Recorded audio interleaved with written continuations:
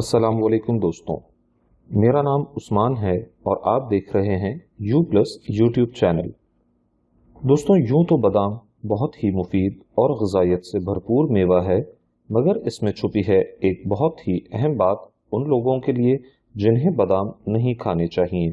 तो ये जानने के लिए बराए करम वीडियो को आखिर तक ज़रूर देखें।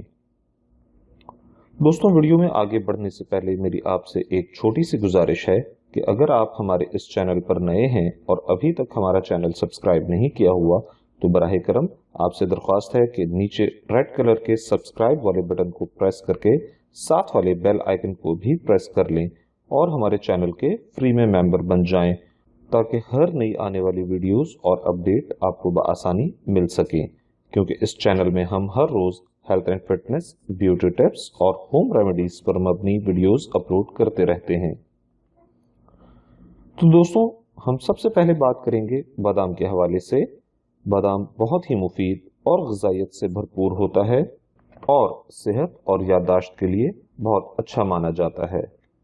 इसके छिलके में कुछ ऐसे अज्जा पाए जाते हैं जो कि इसके अपने ग़िज़ाई अज्जा को जज्ब होने से रोकते हैं। मतलब ये कि बादाम के साथ ये ग़िज़ाई अज्जा आपके जिस्म में जाते हैं, लेकिन इसके छिलके की वजह से आपको फ़ायदा नहीं पहुंच सकता। लेकिन ऐसा नहीं है कि आप छिलके की वजह से बादाम खाना छोड़ दें।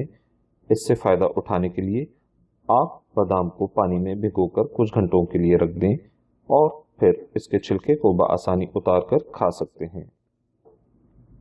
इसीलिए कहा जाता है कि कच्चे बादामों के बजाय भीगे हुए बादामों का छिलका उतार कर खाना मुफीद है, क्योंकि वो नरम हो जाते हैं और उन्हें बआसानी हजम भी किया जा सकता है।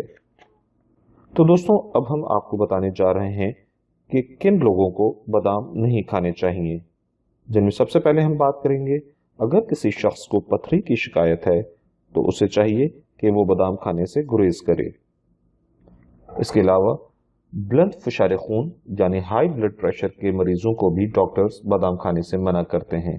नंबर 3, नाजरीन, बादाम में विटामिन ई की भरपूर मिकदार पाई जाती है और उसकी ज़रूरत से ज़्यादा मिकदार का इस्तेमाल हमें नुकसान पहुंचा सकता है, क्योंकि इसके ज़्यादा इस्तेमाल से खून पतला होता है और जिस्म में थकान महसूस होने लगती है। नंबर 4, फाइबर हमारे निज़ाम इंहिज़ाम यानी डाइजेस्टिव सिस्टम को ठीक रखने के साथ साथ कई बीमारियों से भी रोकता है। इसलिए फाइबर का रोज़ाना बाकायदगी से इस्तेमाल हमारी सेहत के लिए मुफीद है। इसके इस्तेमाल से हमारा हाजमा ठीक रहता है, लेकिन बहुत ज़्यादा मिकदार में फाइबर का इस्तेमाल हमारे लिए नुकसानदेह साबित हो सकता है। इसलिए इसके इस्तेमाल में हमें एहतियात बरतनी चाहिए। नंबर 5, जो लोग अक्सर तेजाबियत का शिकार रहते हैं उन्हें चाहिए कि बादाम का इस्तेमाल ना करें।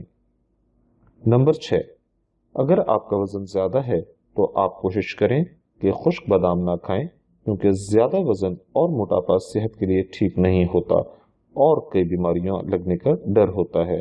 इसलिए आपको चाहिए कि रोज़ाना वॉक करें और अपना वजन घटाएं।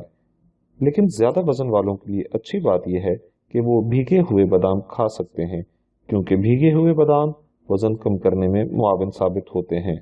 नंबर 7, बहुत कम लोग ऐसे होते हैं जिन्हें बादाम से एलर्जी होती है। उन्हें मालूम नहीं होता कि उन्हें बादाम खाने से एलर्जी हो रही है। आमतौर पर उन्हें सांस का प्रॉब्लम होता है या रैशेस की शिकायत होती है। दोस्तों, अगर इस वीडियो के हवाले से आपका कोई भी सवाल हो तो प्लीज़ नीचे कमेंट सेक्शन में पूछ सकते हैं और कमेंट्स में ये भी बताएं कि ये वीडियो आपको कैसी लगी। अगर अच्छी लगी तो लाइक ज़रूर करें और इस वीडियो को अपने दोस्तों के साथ फेसबुक और व्हाट्सएप पर भी शेयर करें और हमारे चैनल को ज़रूर सब्सक्राइब करें, क्योंकि आने वाले दिनों में हम बहुत ही अहम टॉपिक्स पर वीडियोस लेकर आने वाले हैं सिर्फ आपके लिए।